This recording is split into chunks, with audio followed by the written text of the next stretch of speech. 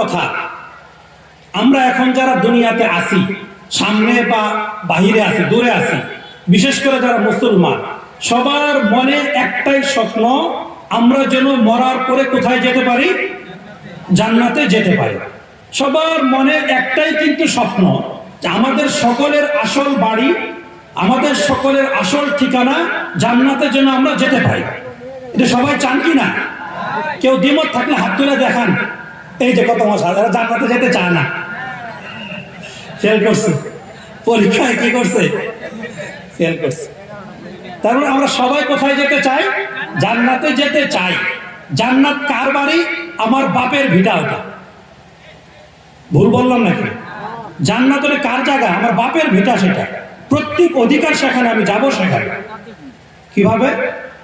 মানুষ যেখানেই থাকে, আমি ঢাকা থাকি, আমার ভাই রাশেদ কথা বললো একটু আগে, ওনার আব্বা এই স্কুলের প্রতিষ্ঠাতা হাজী মুজহারুল ইসলাম রহমতুল্লাহ আলাই, আল্লাহ তাআলা তার কবরকে জান্নাতে নূর দ্বারা ভরে দেন। সকলেই বলি আমিন।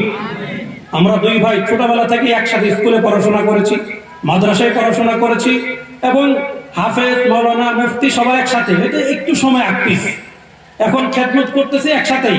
সে আছে ময়মনসিংহ মসজিদ মাদ্রাসা নিয়ে, আমি আছি ঢাকা মসজিদ মাদ্রাসা নিয়ে।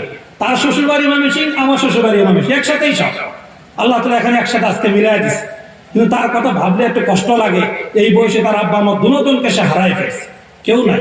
দুজনের জন্য দোয়া করি, আল্লাহ তাআলা তার আব্বা আমার দুজনকে জান্নাতে সুউচ্চ মাকাম দান করেন। সকলেই বলি আমিন। আমাদের যাদের আব্বা মা এখনো জীবিত আছেন, তাদেরকে আমরা মূল্যায়ন করতে শিখি, তাদেরকে মূল্যায়ন করে জান্নাত কামানোর উপযুক্ত হয়ে আল্লাহ আমাদের তৌফিক দান করেন। তো আমি বলছিলাম যে যেখানে থাকুক না কেন, যদি জিজ্ঞাসা করে বাবা তোমার বাড়ি কোথায়, বলে আমার বাড়ি শ্রীবর্তী কাকিলা করে গেরামারা। তুমি যদি থাকো 10 বছর ধরে, 20 বছর ধরে ঢাকায় থাকো, তোমার বাড়ি শ্রীবর্তী কেন হলো? বলি আমার বাপ দাদার ভিটা কোথায়? শ্রীবর্তী। এই জন্য সেটা আমার কি আসল বাড়ি। বাপ দাদার ভিটা যেহেতু শ্রীবর্তী কাকিলা করে গেরামারা চৌরাস্তার পাশে, এই জন্য আমি ঢাকা 100 বছরও যদি হায়াত পাই থাকি, মানুষ জিজ্ঞাসা করে ঠিকানা কোনটা বলবো? এই গেরামারাটাই বলবো নাকি ঢাকাটা বলবো? কেন? এটা আমার বাপের ভিটা। কথা ঠিক কিনা? এবার বলেন, জান্নাত আমাদের বাপের ভিটা না? আমাদের বাবা, সবার বাবার নাম কি? হযরতে আদম আলাইহিস সালাতু ওয়াস সালাম। আমাদের সকলের আসল মার নাম কি? হাওয়া আলাইহিস সালাতু ওয়াস সালাম। ঠিক কিনা? উনাদের বাড়ি কোথায়? উনারা প্রথমে কোথায় ছিল? আমার কথা মনে বুঝতেছেন না আপনারা? আমাদের যে প্রথম আসল বাবা এবং মা আদম হাওয়া, তাদের আসল বাড়িটা ছিল কোথায়? জান্নাতে ছিল। সবাই একমত তো? কোথায় ছিল? জান্নাতে ছিল। আল্লাহ বিশেষ ইচ্ছা করেছেন, যে কোনো কারণে আল্লাহ তাআলা তাদেরকে জান্নাত থেকে দুনিয়াতে পাঠিয়েছেন, যার বদৌলতে আস্তে আস্তে আমরা দুনিয়াতে এখন বিদ্যমান। ঠিক আছে না? বাকি তাদের আসল বাড়িটা কোথায়? জান্নাতে। এই জন্য আল্লাহ তাআলা কোরআনের মধ্যে বলেছেন, ওয়াতিলকাল জান্নাতুল্লাতী উরিসতুমুহা বিমা কুনতুম তা'মালুন। যে দেখো, তোমরা যারা আজকে জান্নাতে এসেছো, এটা মূলত তোমার ওয়ারিসি সম্পদ। বাবা মারা গেলে বাবার রেখে যাওয়া সম্পদ সন্তানরা পায়। আজকে যে জান্নাতে তোমরা এসেছো, এটা মূলত তোমাদের ওয়ারিসি সম্পদ, তোমার বাবা মা রেখে যাওয়া সম্পদ এটা। কাজে আজকে ভালো কাজ করে তোমরা আবার বাবা মা রেখে যাওয়া প্রত্যেক সম্পদে জান্নাতে তোমরা ঢুকেছো। কথা বুঝে আসছে নি? তা সবাই আমরা আমাদের আসল বাড়ি কোথায় যেতে চাই? জান্নাতে যেতে চাই। একমত তো সবাই? আচ্ছা, এখন আপনারাই বলেন, ওই জান্নাতে যেতে হলে কি করতে হবে? দ্বীনের পথে চলতে হবে নাকি বদ্দীনের পথে চলতে হবে? জান্নাতে যেতে চাই, আমাদেরকে চলতে হবে দ্বীনের সোজা লাইনে, সিরাতে মুস্তাকিম, সরল সঠিক পথে, দ্বীনি লাইনে চলতে হবে। তাহলে আমাদের আসল বাড়ি জান্নাতে আমরা পৌঁছতে পারবো। কথা ঠিক কি না? আচ্ছা, এবার দ্বীন কি? এবার হাদিসে আসেন। নবী করিম সাল্লাল্লাহু আলাইহি ওয়াসাল্লাম থেকে বর্ণিত, তিনি বলেছেন সাহাবায়ে কেরামকে লক্ষ্য করে, আদ-দীনু আন-নাসিহা। আদ-দীনু আন-নাসিহা। দ্বীন কাকে বলা হয়? ইসলাম কাকে বলা হয়? মানবতার ধর্ম ইসলাম, এটা কাকে বলা হয়? নবীজি 2 শব্দে বুঝিয়ে দিয়েছেন, আদ-দীনু আন-নাসিহা। দ্বীন ইসলাম হলো, ধর্ম হলো আরেকজনের জন্য কল্যাণ কামনা করার নাম। কথা বুঝছেন? দ্বীন কিসের নাম? নামাজ পড়ার নাম দ্বীন বলছেন নবীজি। কথা বলেন। রোজা রাখার নাম দ্বীন বলেছেন নবীজি। নবী কি বলেছেন? ad-dinu an-nasiha, দিন মানে হলো অপরজনের জন্য কল্যাণ কামনা করা। এটা বুখারী শরীফের হাদিস। সাহাবায়ে কেরাম জিজ্ঞাসা করেছেন, কুলনা ইয়া রাসূলুল্লাহ লিমান, কার জন্য কল্যাণ কামনা করব? নবী পরিষ্কার ঘোষণা, এক নম্বর 5 শ্রেণীর মানুষের কথা নবী বলেছেন। এক নম্বর লিল্লাহি ওয়া লিরাসূলিহি ওয়া লিকিতাবিহি ওয়া লিআইম্মাতিল মুসলিমিন ওয়া আম্মাতিহিম। 5 প্রকার মানুষের কথা নবীজি বলেছেন। এই 5 শ্রেণীর মানুষের জন্য যদি তুমি কল্যাণ কামনা করো তাহলে বোঝা যাবে তুমি দিনদার। এক নম্বর হলো আল্লাহর জন্য কল্যাণ কামনা করা। আল্লাহর জন্য কল্যাণ কামনা করা মানে কি? আল্লাহকে সবচেয়ে বড় জানা, আল্লাহর উপর শিরিক মুক্ত ঈমান আনয়ন করা, আল্লাহর সঙ্গে অন্য কাউকে কথার মাধ্যমে, কাজের মাধ্যমে, ইশারা ইঙ্গিতে কোনোভাবে অন্য কাউকে শরীক সাব্যস্ত না করা। আয়াতের মধ্যে কোরআনে আল্লাহ পাক রব্বুল আলামিন বলেছেন, তুমি যদি চুরি করে আসো, আমি আল্লাহ চাইলে তোমার চুরির গুনাহ মাফ করতে পারি। তুমি যদি ডাকাতি করে আসো, তোমার ডাকাতির গুনাহ আমি মাফ করতে পারি। তুমি যদি নামাজ না পড়ে আসো, আমি চাইলে তোমার নামাজ না পড়ার গুনাহ মাফ করতে পারি। যদি রোজা না রেখে আসো, আমি রোজা না রাখা গুনাহ মাফ করতে পারি। যদি জিনা ব্যভিচার করে আসো, সেই গুনাহ আমি মাফ করতে পারি। কিন্তু একটা এমন গুনাহ আছে যে গুনাহ আমি আল্লাহ পশ্চিমকালেও তোমাকে মাফ করব না, সেটা হলো আল্লাহর সঙ্গে অন্য কাউকে ইবাদতের মধ্যে শরীক করে দেওয়া। বুঝা আসছে কথা? আল্লাহ কোরআনের মধ্যে বলেছেন, ইন্নাল্লাহা লা ইয়াগফিরু আন ইউশরাকা বিহি ওয়া ইয়াগফিরু মা দুনা যালিকা লিমান ইয়াশা। শিরিক ছাড়া যে কোনো গুনাহ মানুষ করবে, আল্লাহ চাইলে সে গুনাহ ক্ষমা করে দিতে পারেন। কিন্তু শিরিক একমাত্র এমন গুনাহ যে আল্লাহ কাউকে ক্ষমা করবেন না। শিরিক মানে কি? অনেকে মাজারে যায় না, আসেনি মাজার পূজারী, কেউ মাজারে যায় বছরে বছরে, মাজারের সিন্নি করে, মাজারে যায় সেজদা দেয়, মাজারের নামে মান্যত করে, এগুলো সব শিরিকি কাজ। এগুলো যারা করবে তাদেরকে আল্লাহ মাফ করবে। কাজে মাজারওয়ালারা সাবধান। মাজারের নামে মান্যত করা জায়েজ নাই, মাজারে গিয়ে সেজদা করা জায়েজ নাই, মাজারে কোনো কিছু মানা করা, মানসি করে না, এগুলো জায়েজ নাই। সেটা এক কথা অনেক লম্বা, ওদিকে যাবো না, আমি কিছু টাচ দিয়ে যেতেছি, সময় কম। এক নম্বর হলো কি? আল্লাহর সঙ্গে কল্যাণ কামনা করা, মানে শিরিক মুক্ত আল্লাহর প্রতি ঈমান আনা, আল্লাহর সঙ্গে অন্য কাউকে শরীক সাব্যস্ত না করা, এটা এক নম্বর।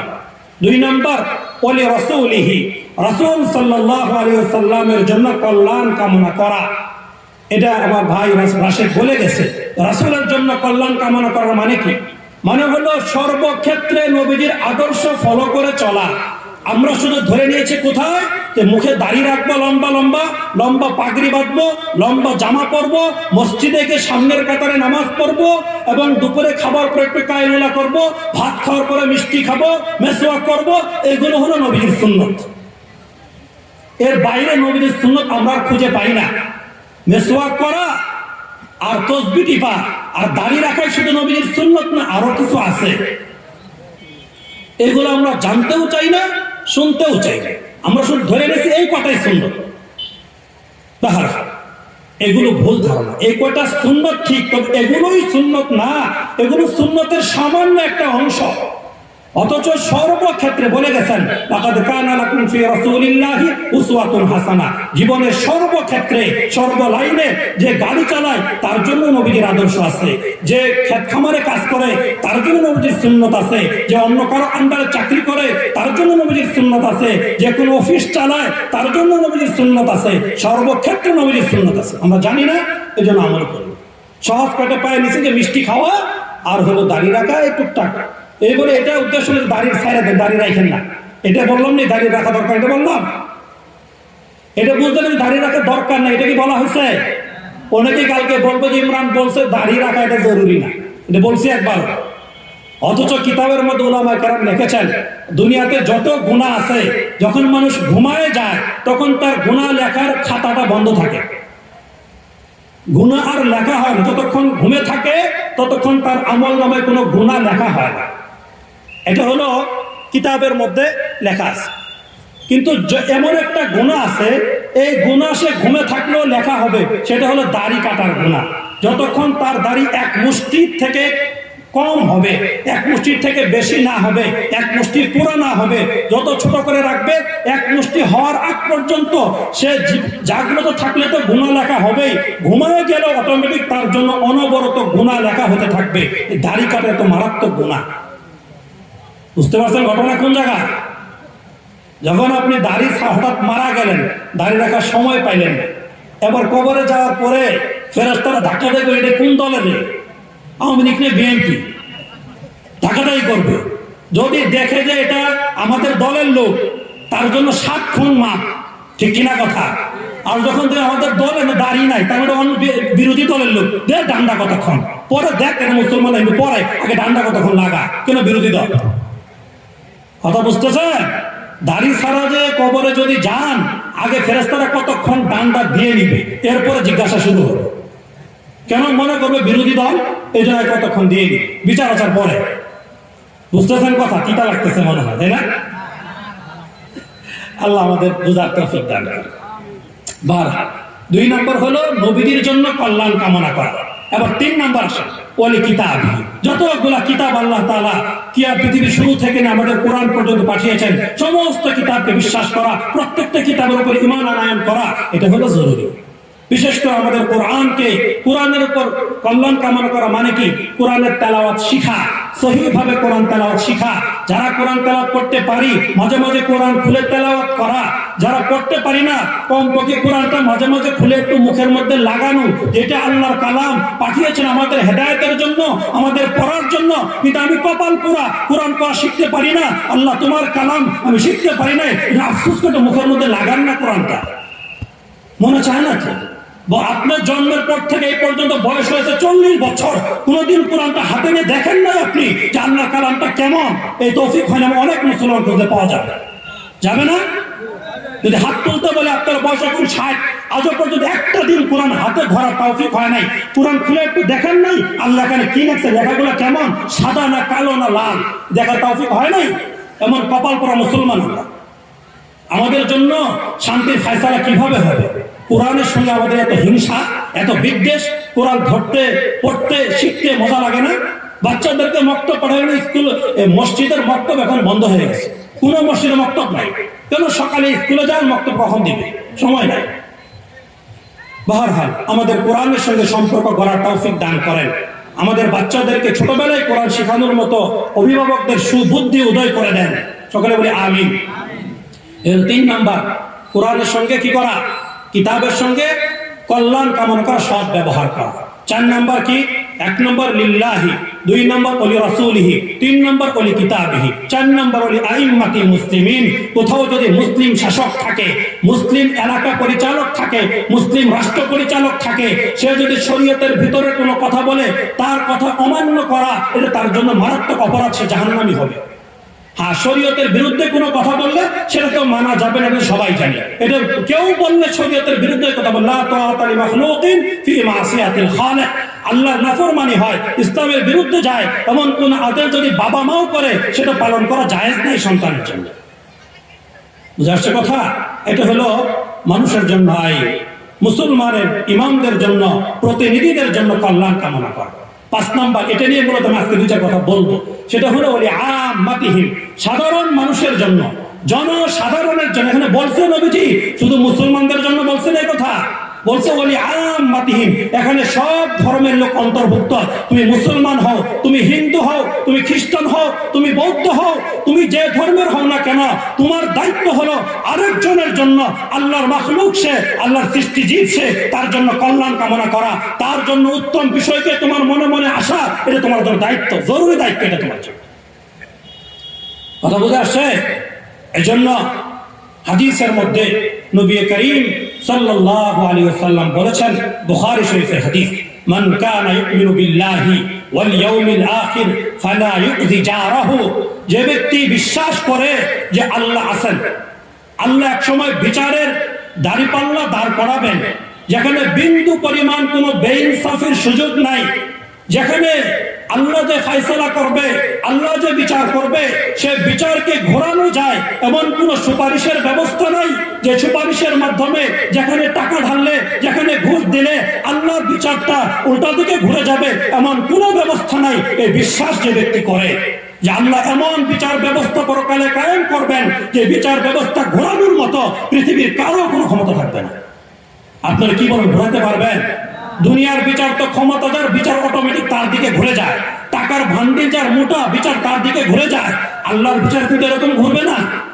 যেটা ন্যায় ইনসাফ, যেটা রাইট, এটাই আল্লাহ ফয়সালা করবে।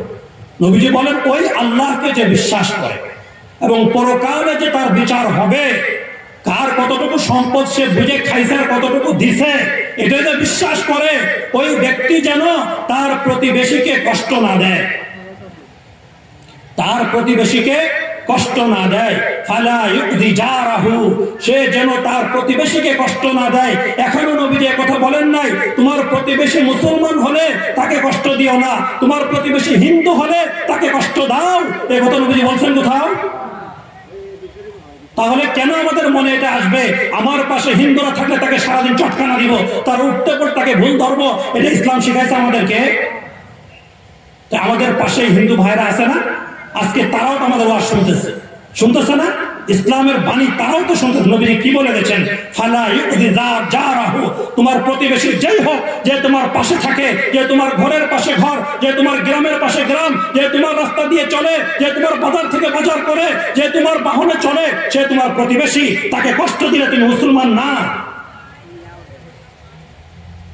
কথা বুঝতেছেন? কষ্ট দেওয়ার অধিকার নাই। হিন্দু বলে তাকে অবজ্ঞা করবেন, তাকে কষ্ট দিবেন, এটা বলা যাবে না। তাকে চামার বলে বকা দিবেন, তাকে চারান্না বলে বকা দিবেন, এই সুযোগ ইসলাম দেয় নাই।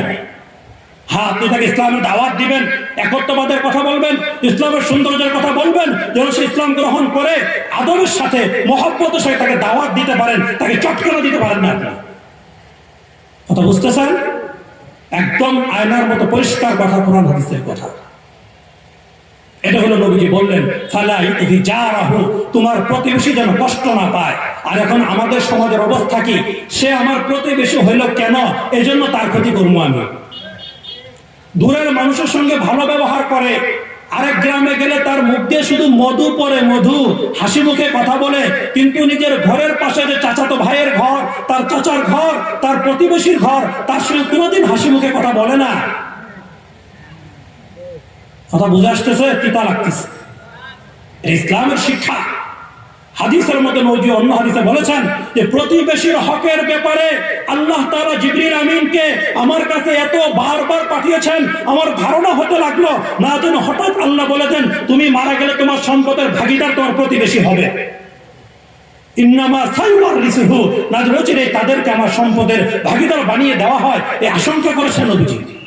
প্রতিবেশীর অধিকার এত গুরুত্বের সাথে ইসলাম দিয়েছে। আর আমরা প্রতিবেশীর হক সবচেয়ে বেশি নষ্ট করি, প্রতিবেশীর হক সবচেয়ে নষ্ট করি। আপন ভাই যদি প্রতিবেশী হয়, হইতে পারে না দুই ভাই একসাথে বাড়ি, আপন ভাই তার প্রতিবেশী, এমন হয়ে যায় আপন বোন তার প্রতিবেশী হতে পারে। খবর নাই প্রতিবেশী তার ঘরে কত ভালো করে রান্না বান্না হইতেছে, মেহমান কত ফল ফলাদি কত কিছু আনতেছে, কিন্তু প্রতিবেশীকে দেয় না।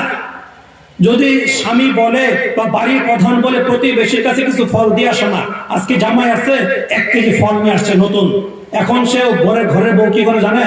ফ্রিজের মধ্যে যেগুলো পচতেছে, অর্ধেক পচে গেছে, অর্ধেক নষ্ট হয়ে গেছে, ওগুলো আর খাওয়া যাবে না, এগুলো বের করে প্রতিবেশীকে দেয়, আর ওই নতুন গুলা ফ্রিজে নতুন করে ঢোকা।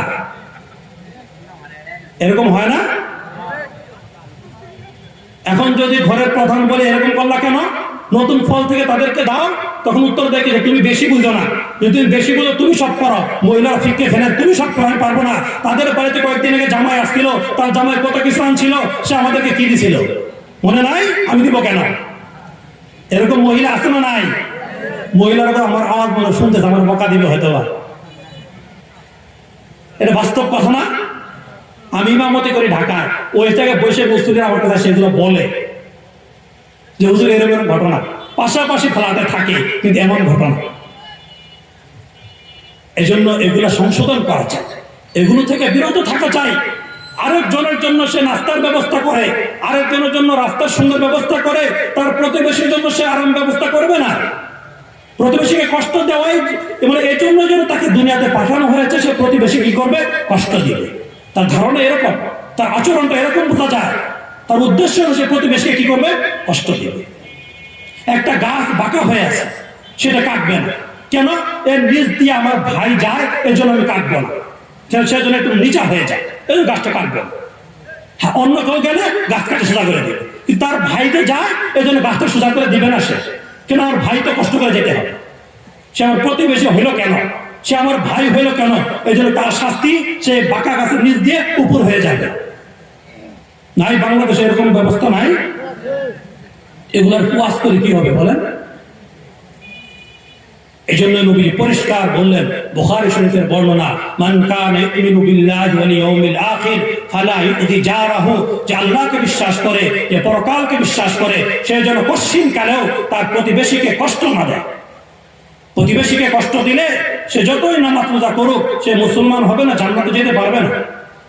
একই পাতিলে খাবার খেয়ে দুই ভাই বড় হয়েছে, ভাই বোন একই পাতিলে খাবার খেয়ে বড় হয়েছে, এক মায়ের পেট থেকে দুনিয়াতে এসেছে, এক ঘরে খেলাধুলা করেছে, এক বিছানায় লাফালাফি করেছে। ঘটনাক্রমে যখন দুজন বিবাহ শাদী হয়ে গেল, ভাই বোনের এত দূরত্ব তৈরি হয়ে গেল, ভাই ভাইদের দূরত্ব তৈরি হয়ে গেল, ওই ভাই যে সেখান থেকে গেছে জানাজা ছাড়া আর কোনোদিন ভাইয়ের বাড়িতে আসে না। কেন এমন হলো? আফসোসের বিষয় কিনা বলেন? একই মায়ের পেট থেকে আসলেন, এক মায়ের রান্না করা খাবার খেয়ে দুই ভাই একসাথে বড় হলেন, আর ভাইয়ের এত ক্ষতি করে দিলেন, ওই ভাই আপনার বাড়ি থেকে চলে গেল। আপনার যেদিন জানাজা হবে সেদিন শুধু সে আসবে না, আসবে না। তার মনে কতটা কষ্ট, কতটা দুঃখ। কোনো ভাই তো এমনও বলে, আমার ভাই মারা যাক না, তার খাট টেনে ধরবো, কবরে লাশ নামাইতে দিব না। আছে না নাই? তাই না? কিসের নামাজ পড়ি আমরা, কিসের রোজা রাখি, কয়দিন এগুলো চলবে আমার? আল্লাহ আমাদের সহিহ বুঝ দান করেন। অন্যের জন্য কল্যাণ কামনা করা এটা বহুত বড় জিনিস। এই জন্য পরিষ্কার বলে দিলেন, ওলি আম্মাতিহিম, সাধারণ মানুষের জন্য কল্যাণ কামনা করতে হবে, জরুরি। সে তোমার ভাই হোক, তোমার বোন হোক, তোমার প্রতিবেশী হোক, যেই হোক না কেন, তার কল্যাণ কামনা করা এটা তোমার জন্য জরুরি। আর না হয় তুমি মুসলমান না। আল মুসলিম আখুল মুসলিম ফালা ইয়াকদিবুহু ফালা ইয়াখুনুহু ফালা, এগুলো নবী হাদিসের মধ্যে বলেছেন। একজন মুসলমান আরেকজন মুসলমানের ভাইয়ের মতো, তার ক্ষতি করা যাবে না, তার সঙ্গে মিথ্যা বলা যাবে না, তাকে ধোঁকা দেওয়া যাবে না। নবীজি বলেছেন, আল মুসলিম আলাল মুসলিম হারামুন দামুহু ওয়া ইরজুহু ওয়া মালুহু। একজন মুসলমানের জন্য আরেকজন মুসলমানের ইজ্জত হানি করা, মর্যাদা নষ্ট করা, সম্পদ নষ্ট করা, তার জীবন ক্ষতির মধ্যে ফেলে দেওয়া আরেক মুসলমানের জন্য ডাইরেক্ট হারাম, জায়েজ নাই। এরপর নবীজি বলেছেন, আত্তাকওয়া হা হুনা, আত্তাকওয়া হা হুনা ইউশিরু ইলা সাদরিহি। নবীজি বুকের দিকে ইশারা করে বলেছেন, তাকওয়া থাকে হলো বুকের মধ্যে, তোমার দাড়ির মধ্যে তাকওয়া থাকে না, তোমার টুপির মধ্যে তাকওয়া থাকে না, তোমার জুব্বার মধ্যে তাকওয়া থাকে না, তোমার মসজিদে আগে আগে যাওয়ার মধ্যে তাকওয়া থাকে না। তাকওয়া থাকলে অন্তরের ভিতরে, অন্তর যদি পরিষ্কার না করো, তোমার ইবাদত সহ তোমাকে আগে জাহান্নামে ফেলা হবে। বুঝে আসতেছে কথা? নবীজি বলেছেন, আল মুসলিম আলাল মুসলিম হারামুন দামুহু ওয়া মালুহু ওয়া ইরজুহু। আমি কি এমন কাজ করি না, আমার যে কাজের দ্বারা, আমার যে আচরণের দ্বারা আমার আরেক মুসলমান ভাইয়ের ইজ্জত নষ্ট হয়? বলেন, করি না? তাহলে আমি কিসের নামাজ পড়ি? আমি কিসের মানুষকে দেখাই লম্বা তসবিহ নিয়ে হাঁটতে থাকি যে আমি সবচেয়ে এলাকার বড় বুজুর্গ? 100 দানার তসবিহ নিয়ে হাঁটে আর ভাব দেখায় এ সবচেয়ে এলাকার বড় বিশ্বাস। আছে না নাই? অথচ তার বোনের হক সে বুঝে দেয় নাই, তার ভাইয়ের হক সে আদায় করে দেয় নাই। তার বোন এখন এসে তার বাড়িতে কান্না করে যে আমার ভাই আমার হক বুঝিয়ে দেয় নাই। কিসের নামাজ পড়ি আমরা? এই নামাজ আমাকে মুক্তি দিবে না, অসম্ভব। মানুষের হক মাপ না করলে, আল্লাহ হাদিসের মধ্যে আসছে, নবীজি জিজ্ঞাসা করেছেন, মানিল মুফলিস। সাহাবায়ে কেরামকে নবীজি জিজ্ঞাসা করেছেন, সবচেয়ে বড় গরিব মানুষকে তোমরা জানো? সাহাবায়ে কেরাম বলেছেন, আমরা তো জানি সবচেয়ে গরিব হলো মান লা দিনার ওয়ালা দিরহামা, যার না টাকা আছে, না পয়সা আছে, না ঘর আছে, না বাড়ি আছে, না সম্পদ আছে, ওই ব্যক্তি সবচেয়ে গরিব মানুষ। নবীজি বলেন, না না, ভুল বলেছ। ওই ব্যক্তি সবচেয়ে গরিব নয়। সবচেয়ে গরিব হলো ওই ব্যক্তি যে নাকি পাহাড় সমপরিমাণ নামাজের নেকি নিয়ে আল্লাহর দরবারে দাঁড়াবে, রোজার নেকি নিয়ে আল্লাহর দরবারে দাঁড়াবে, যে কোনো দিনই কাজে সবচেয়ে বড় বড় দান অনুদান যে করে থাকে, অনুদানের সওয়াব নিয়ে, নামাজের সওয়াব নিয়ে, রোজার সওয়াব নিয়ে, হজের সওয়াব নিয়ে, সমস্ত সওয়াবের পাহাড় নিয়ে আল্লাহর দরবারে দাঁড়াবে। তখন একজন মানুষ এসে বলবে, হে আল্লাহ, দুনিয়াতে তার ক্ষমতা ছিল, তার টাকা ছিল, তার জনবল ছিল, তার পাওয়ার ছিল, আমি তার জন্য অনেক নির্যাতনের শিকার হয়েছি, জুলুমের শিকার হয়েছি, আমি দুনিয়ার কারোর কাছে তার বিরুদ্ধে কোনো বিচার পাই নাই। আজকে আপনার আদালতে, ইনসাফপূর্ণ আদালতে বিচার দায়ের করে দিলাম, আপনি আমার আজকে সঠিক বিচার করে দেন। সে আমার সম্পদ নষ্ট করেছে, সে আমার ইজ্জত নষ্ট করেছে, এলাকার মধ্যে আমার মান ইজ্জত ধূলিসাৎ করে দিয়েছে, তার বিচার আপনি করে দেন। হাদিসের কথা, আমার বানানো কথা, নবীজি বলে গেছেন এগুলো। তখন আল্লাহ তাআলা ফেরেশতাদেরকে বলবেন, তার নেকি থেকে এই ব্যক্তিকে কিছু সওয়াব দিয়ে দাও। সমস্ত 60 বছর 80 বছর যত নামাজ পড়ছিল, সমস্ত নামাজের নেকি ওই বেনামাজি তার প্রতিবেশী সব নেকি নিয়ে যাবে। সে ও কিন্তু নামাজ পড়ে না, বেনামাজি, কিন্তু তার নামাজি ভাইয়ের বা নামাজি আত্মীয় যে হক নষ্ট করছে, তার সমস্ত নেকি সে নিয়ে চলে যাবে। একটু পর আরেক লোক এসে বলবে, আল্লাহ, উনিও দুনিয়াতে আমার হক নষ্ট করছে, আমার মায়া বিয়া নিতে চাইছিলাম, আমার মায়ের বিয়ার যখন ঘর আসছে তখন ছেলে পক্ষকে রাস্তায় গিয়ে বলে দিছে, এই বাড়িতে মায়া বিয়া করায়, ছেলে বিয়া করায় না, এই বাড়ির মহিলারা সবচেয়ে বড় জঘন্য, সাবধান, অন্য জায়গায় আত্মীয় করো। এমন আছে না নাই সমাজে? কোন মেয়ে দেখতে আসলে ছেলে পক্ষের কানে কানে এমন কান করা দেওয়া লোক কি নাই সমাজে, দুনিয়াতে নাই? আমি ওগুলো বানায় বলতেছি মনে হয়, আমি ইমাম সাহেব যেহেতু সব কানে আসে, কথা বুঝেন নাই, ওগুলা থেকে বলতেছি। মায়া বিয়া দিতে পারে না, ঘর আসলে রাস্তার মতো বদনাম করে পাঠায় দেয়। ছেলে বিবাহ করাতে পারে না, আসলে ছেলে বয়স বেশি, ছেলে বেকার, ছেলে গাঁজা মদ খায়, এই ছেলেকে তো মায়া বিয়া দিও না। এই যে এগুলো যে করতেছেন, পরকালে আল্লাহর কাছে গিয়ে বলবে, আল্লাহ, সে আমার এই ক্ষতি করছে, আল্লাহ বলে তাকে নেকি দিয়ে দাও, সব নেকি দিয়ে দাও। এভাবে প্রত্যেকটা পাওনাদারের সমস্ত পাওনাগুলো যখন বুঝিয়ে দেওয়া হবে, এখন আরো অনেকগুলো পাওনাদার রয়ে গেছে, কিন্তু তার নেকির অ্যাকাউন্ট পুরো খালি হয়ে গেছে। যে খাতার মধ্যে নেকি লেখা ছিল, ওই খাতা একদম খালি, দেওয়ার মতো কোনো নেকি নাই। এখন দিবে কি? ওখানে টাকা পয়সা চলেনি আখেরাতে, এখন কি করবে?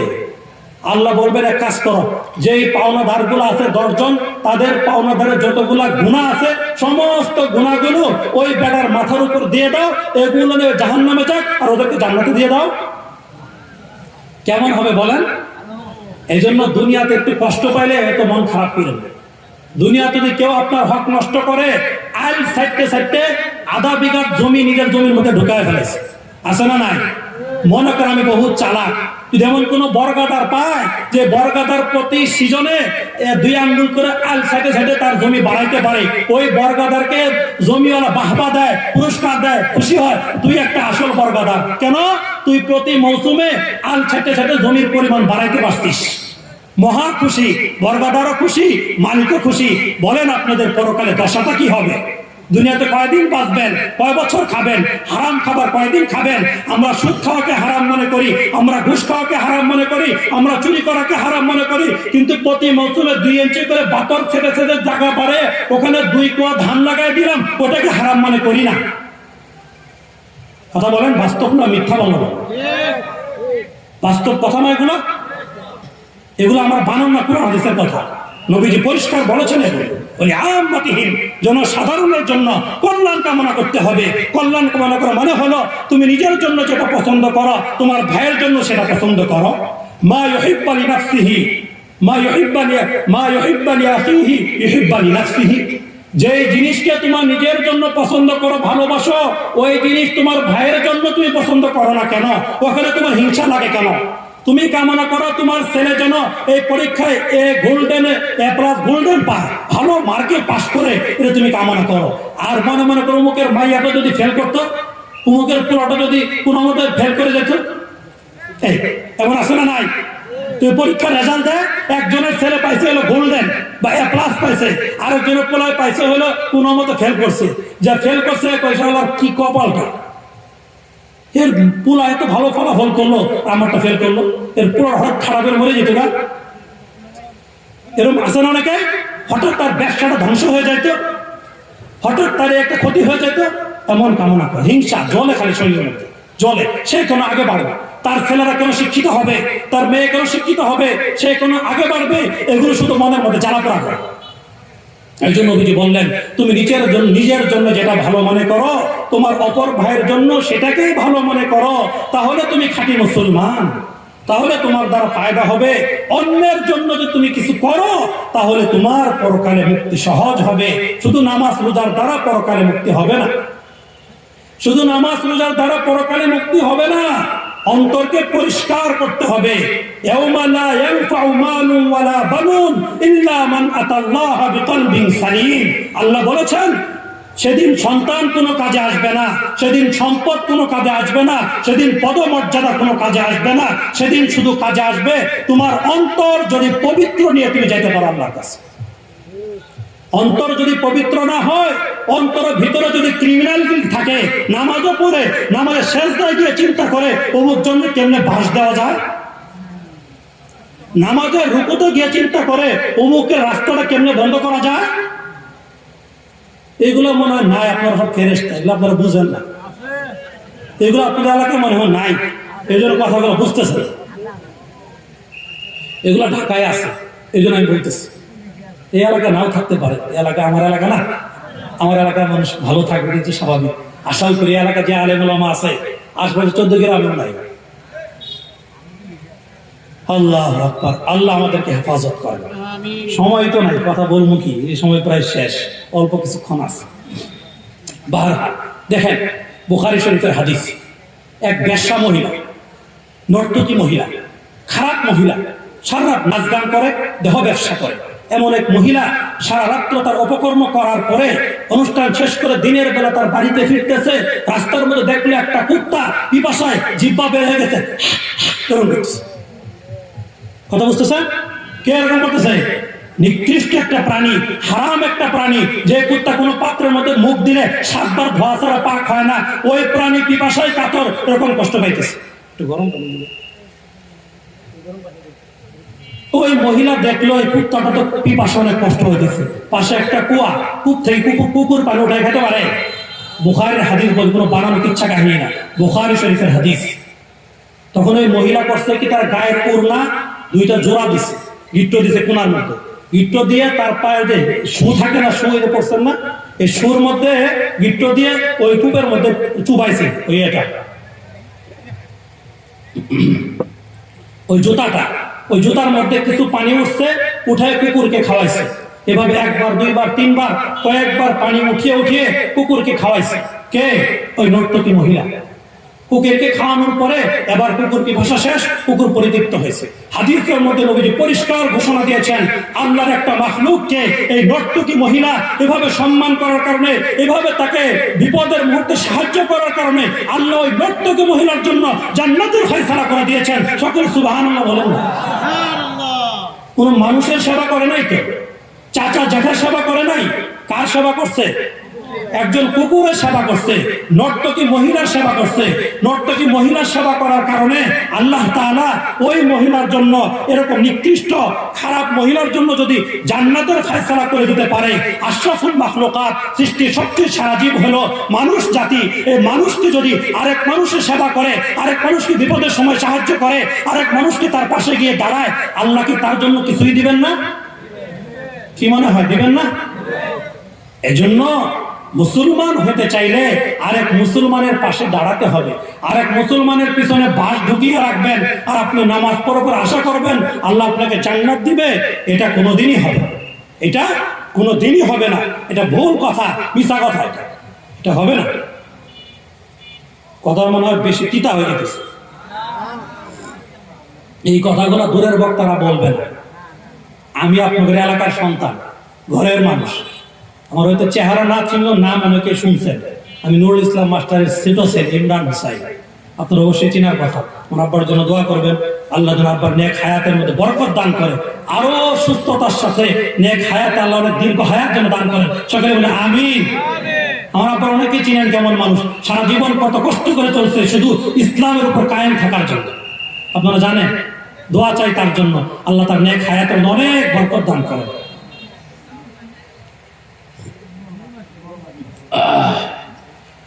আল্লাহু আকবার। তাইলে সর্বশেষ যে কথাটা সেটা হলো অন্য মানুষের জন্য কল্যাণ কামনা করা, এটা ইসলামের সবচেয়ে বড় একটা শিক্ষা। এই শিক্ষা না থাকলে শুধু নামাজ রোজা করে কি পাওয়া যাবে না, পরকালে মুক্তি আর জান্নাত পাওয়া যাবে না। আরেকজনের জন্য কল্যাণ কামনা করতে হবে, আরেকজনের সুখে দুঃখে তার পাশে দাঁড়াতে হবে, আরেকজনের বিপদে পড়লে তাকে সান্ত্বনা দিতে হবে। সাহাবায়ে কেরাম কি পরিমাণ আরেকজনকে সম্মান দিয়েছেন। 16 হিজরিতে ইয়ারমুকের যুদ্ধ সংঘটিত হয়েছিল। হযরতে উমর ইবনুল খাত্তাব রাদিয়াল্লাহু তাআলা আনহু শাসন আমলে ওই যুদ্ধে মুসলমানদের উঠাউঠি করতেছেন কেন? ভালো লাগতেছে না? আমি ছেড়ে দিলাম, চলে গেলাম। করতেছেন কেন? বক্তা এখনো দুইটা ওয়েট করতেছে, কোনো কথা উঠে যান কেন? আমার জুমার মসজিদে মুসলিমের ঘুমানিও জায়েজ নেই। শুধু দাঁড়া থাকে না, ঘুমান কেন? সপ্তাহে একদিন বয়ান শুনবেন, ঘুমানিতে আসতেন এখানে। আলহামদুলিল্লাহ মুসলিম মানে আমার জুমার মসজিদে প্রায় 600-700 মুসল্লি হয়, যথেষ্ট মানে খুব ডরায় হয়। আমার কথা এরকমই থাকে, ওই কান ধরে টান দিতে পারি না, আমার কথা এরকম। তো ইয়ারমুকের যুদ্ধে 3 জন সাহাবী, যুদ্ধের শেষ পর্যায়ে একজন সাহাবী অনেক পানি পিপাসা লাগছে, বলতেছে পানি পানি, পানির জন্য কাতরাচ্ছিলেন। আর এক সাহাবী কিছু পানি নিয়ে ওনার কাছে গিয়েছেন, তাকে পানি পান করাবে, পানি দিলে হয়তো একটু আরাম পাবে, জীবন বাঁচতে পারে। যখন পানি নিবে কাছে নিয়ে আসছে, ঠিক ওই মুহূর্তে পাশের আরেক ভাই বলতেছে পানি পানি পানি। তখন উনি বলেছেন, ভাই আমার পানির তুলনায় মনে হয় আমার পাশের যে ভাই পানি পানি বলতেছে তার পানির বেশি প্রয়োজন, কাজে পানিটা তার কাছে নিয়ে যান, আমার প্রয়োজন নেই তাকে দেন। নিজের কষ্ট থাকা সত্ত্বেও আরেকজনকে নিজের উপর কিভাবে প্রাধান্য দেয়, আরেকজনের বিপদে কিভাবে পাশে দাঁড়ায়, দেখেন সহি ঘটনা। ওই সাহাবীর কাছে যখন পানি নিয়ে গিয়েছেন দ্বিতীয় জনের কাছে, উনিও যখন পানি পান করার সময় ঘনায় আসছে, ঠিক ওই মুহূর্তে পাশে আরেকজন বলে পানি পানি পানি। এবার দেখেন উনিও বলে, ভাই আমার তুলনায় মনে হয় ওই ব্যক্তির পানি বেশি প্রয়োজন, কাজে পানিটা আমাকে না দিয়ে পানি তার কাছে নিয়ে যান, তাকে পানিটা পান করান। তখন ওই সাহাবী তৃতীয় ব্যক্তিকে পানি পান করানোর জন্য যখন তার কাছে যাচ্ছিলেন, ঠিক ওই মুহূর্তে গিয়ে দেখে 3 নম্বর সাহাবী দুনিয়াতে নাই, আল্লাহ তাকে সাড়া দিয়ে শাহাদাত বরণ করে জান্নাতের অধিবাসী হয়ে গিয়েছেন। এবার দ্বিতীয় ব্যক্তির কাছে আবার ফেরত আসতে গিয়ে দেখি পাই কিনা, এসে থেকে দ্বিতীয় ব্যক্তিও শেষ, আল্লাহর কাছে চলে গেছেন। এরপর তৃতীয় ব্যক্তির কাছে আসছে, আসার পরে দেখেন এই তৃতীয় ব্যক্তিও আর নাই, উনিও আল্লাহ তাকে সাড়া দিয়ে চলে গিয়েছেন। এই একজনকে নিজের উপর অন্যকে প্রাধান্য দেওয়ার জন্য, নিজের বিপদ থাকা সত্ত্বেও আরেকজনের বিপদকে বড় করে দেখার কারণে 13 জন সাহাবায়ে কেরাম আল্লাহ তাকে সাড়া দিয়ে শহীদ হয়ে জান্নাতের বাসিন্দা হয়েছে। এই হলো সাহাবায়ে কেরামের আদর্শ।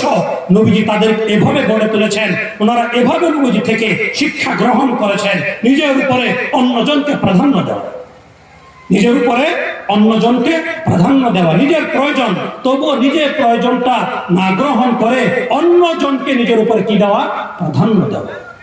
পারবো তো ইনশাআল্লাহ? পারবো তো ইনশাআল্লাহ? অনেকেই মনে করে নামাজ পড়ি, আমি 5 ওয়াক্ত নামাজ পড়ি, মসজিদে যাই, আমি তো সবচেয়ে ভালো মানুষ, আর অমুক তো নামাজও পড়ে না, মসজিদেও আসে না, রোজাও রাখে না, ও তো সবচেয়ে নিকৃষ্ট, মরার সাথে সাথে জাহান্নাম। আর নিজের ভাবতেছে আমি মরার সাথে সাথে কোথায় জান্নাত। অথচ তার বোনের হক সে বোঝায় দেয় নাই, তার ভাইয়ের হক সে বোঝায় দেয় নাই, প্রতিবেশীর অধিকার সে দেয় না, সারাদিন শুধু মানুষকে কিভাবে ক্ষতি করা যায় এই ক্রিমিনাল গিরি মাথার মধ্যে ঘোরা। এমন নামাজি সংখ্যা অভাব নেই দুনিয়াতে। তার একই গ্রামে যদি আরেকজন মরল দাঁড়াতে চায়, সে চিন্তা করে হায় রে আমার মরলগিরি মনে হয় শেষ, এতদিন সবাই আমাকে ডাকতো, আমাকে মানতো, আমার কথা শুনতো, এখন তো আরেকজন মরল হইতেছে, কাজে এখন তো আমার মরলগিরি ভাগাভাগি হয়ে যায়। এখনো হিংসা করে, নিজেই সারা জীবন মরল থাকতে চায়, আরেকজন মরল হোক এটা সহ্য হয় না, হিংসা করে। এই জন্যই মানুষের কল্যাণ কামনা করার 2 নম্বর অংশ হলো যে কারো ব্যাপারে হিংসা না করা। এটা বললেন না, না বললে ভালো হয়। অন্য বয়ান করেন, নামাজ পূজার কথা আপনি বললেন না, খালি বলতে হিংসা হিংসা, এটা না বললে ভালো হয়। নামাজ পূজার কথা বলেন, মনে মনে অনেকে এটা ভাবতেছে। বলবো হিংসার কথা বলবো। হাদিসের মধ্যে নবীজি পরিষ্কার ঘোষণা দিয়েছেন, ইন্নাল হাসাদ লা ইয়াকুলুল হাসানাত কামা তাকুলুন নার ওয়াল হাতাব। নবীজি বলেছেন, আবু দাউদ শরীফের হাদিস, নবীজি পরিষ্কার বলেছেন, একজন মানুষ যদি আরেকজন মানুষের প্রতি হিংসা করে, আরেকজনের ব্যাপার যদি মনের মধ্যে হিংসা, হিংসা মানে কি? হিংসা বুঝেন? হিংসা মানে কি? হিংসা মানে তাকে একটা চিমটি দেওয়া, তাকে একটা ঘুষি দেওয়া, তার আনকে, এগুলো কি শুধু হিংসা? হিংসা বোঝার একটা থার্মোমিটার, একটা মাপ যন্ত্র আছে। মাপ যন্ত্রটা হলো, যদি কখনো দেখেন আপনার তুলনায় আপনার পাশের কোনো মানুষ ভালো হয়ে গেলে আপনার কলিজার এক পাশে চিন চিন চিন চিন করে, তাহলে বুঝবেন আপনার এই কলিজাটা নাপাক হয়ে গেছে, পবিত্র নাই, সেখানে হিংসা ঢুকে গিয়েছে। আপনি হুজুর হন, আপনি মুজুর হন, আপনি গাজী হন, আপনি শহীদ, আপনি যা মনে তা হন, সবার মনে এই হিংসার দানা বাঁধতে পারে। হুজুরদের মনে হিংসা আসতে পারে না? হুজুর এগুলো বলেন না, আপনার তো হুজুর এটা বলবেন কেন? হুজুরকে মনে হিংসা মনে হয় না, হুজুরা ফেরেশতা। কথা বলেন, হিংসা হইতে পারে না? হিংসা মানে কি? থার্মোমিটারটা বুঝতে পারছেন? ওরটা ধ্বংস হোক, আমারটা ভালো থাক, এটা হলো হিংসা। ওরটা ধ্বংস হোক, আমারটা ভালো থাক, তার পোলাটা মরে যাক, আমার পোলা জিন্দা থাক, তার মায়েরটা খারাপ জায়গায় বিয়া হোক, আমার মায়ের ভালো ঘরে বিয়া হোক, তার ঘরটা ভাঙ্গা থাক, আমার ঘরটা সুন্দর হোক, তার মসজিদটা ভাঙ্গা থাক, আমার মসজিদটা সুন্দর হোক, তার বাড়িটা রাস্তাটা ভাঙ্গা থাক, আমার রাস্তাটা সুন্দর হোক, এগুলো হলো হিংসা। তারটা ধ্বংস হোক, আমারটা ভালো হোক, এটার নাম কি? হিংসা। বলেন, এটার নাম কি? হিংসা। হিংসা কি করেন? আপনি বলছেন যে আগুনের মধ্যে লাকড়ি দিলে আগুন যত দিবেন ততই লাকড়ি খায়। লাকড়ি কি করে? লাকড়িগুলোকে কে খায়? খড়ি। খড়ি কে খায়? আপনি খান? কে খায়? আগুনে খড়ি খায়। নবীজি বলেন, আগুনে যেরকম ভাবে খড়ি খায়, ঠিক তদ্রূপ মানুষ 80 বছর পর্যন্ত যতগুলা নামাজ পড়েছে, যতগুলা রোজা রেখেছে, যতবার হজ করেছে, যত দান সৎকার করেছে, যত ভালো কাজ করেছে, সমস্ত ভালো কাজের নেকিগুলো তার এই অন্তরে হিংসা পোষণ করার কারণে সবগুলো সে ছাই বানিয়ে দিবে, তুষ করে ফেলবে, কিচ্ছু থাকবে না। কথা বুঝতেছে? আপনি নামাজ পড়ে বহুত খুশি যে আপনি সবচেয়ে পাক্কা মুসলমান এই গ্রামের, কাকিলা করায় আপনার চেয়ে বড় আর মুসল্লি নাই, এটা আপনি ভাবতেছেন। অথচ আপনার কলিজার ভিতরে আরেকজনের ভালো দেখলে চিনচিন করে, আপনার সমস্ত নেকি বরবাদ। আরেকজনের ভালো দেখলে আপনার মনে যদি চিনচিন করে, তাহলে বুঝবেন আপনার সমস্ত নেকি বাতিল। এই নেকি দিয়ে আপনি জান্নাতে মুক্তি পাবেন না। কথা বুঝে আসছেন? অন্য হাদিসের মধ্যে আরেকটা নবীজি বলেছেন যে, নবীজি পরিষ্কার বলেছেন, হাসাদ হলো খুর, চিনেন? মাথা মুন্ডানে না পিতরা খুর দিয়ে ব্লেড, এই খুরের সঙ্গে তুলনা করেছেন নবীজি হিংসাকে। নবীজি বলেন, ওয়ালা আকুলু ইয়াহমিকুশ শারা, আমি এই কথা বলি না হিংসা মানুষের মাথার চুল কামায় দেয়, এই কথা বলি না।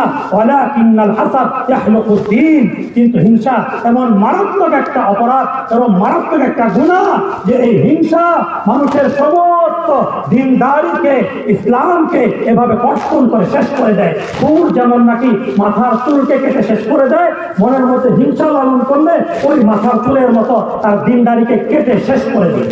বুঝে আসছে কথা? এখন কারো প্রতি আপনার হিংসা তৈরি হয়েছে, এখন করবেন কি? এটা বলে শেষ করছি, 2 মিনিট সর্বোচ্চ। 1 নম্বর হলো, যদি কারো প্রতি আপনার হিংসা থাকে, বুঝবেন কিভাবে হিংসা আছে কিনা? তার ভালো দেখলে আপনার বুকের এক পাশে চিনচিন করে, বুঝবেন তার প্রতি আপনার হিংসা আছে। নবীজি ঔষধ দিয়েছেন, এরকম হিংসা কারো প্রতি থাকলে 1 নম্বর কাজ হলো তার জন্য দোয়া করতে থাকা।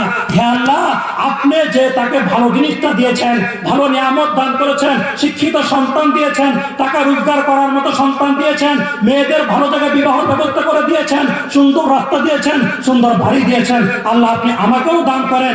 আপনার ভান্ডারে তো কম নাই, তাকে দিলে দিলে তো আপনার কমে নাই, আমাকে দিলে আপনার ভান্ডারে কমবে না। প্রতিদিন তার জন্য এই দোয়া করতে হবে। 1 নম্বর কাজ হিংসা দূর করা। 2 নম্বর কাজ হলো যে নবীজি বলেছেন যে তাকে যখনই দেখা হবে তাকে বেশি বেশি সালাম দেওয়া, আফসুস সালাম। যখন তাকে দেখলে সুন্দরভাবে সালাম দিবেন, সালাম দিতে দিতে দিতে দিতে 1 মাস 2 মাস 3 মাস দেখলে সালাম দেন, একটু করে মুস্কি হাসি দেন, দেখবেন এক সময় তার থেকে আপনার অন্তর হিংসাটা বের হয়ে যাবে, হিংসা থাকবে না।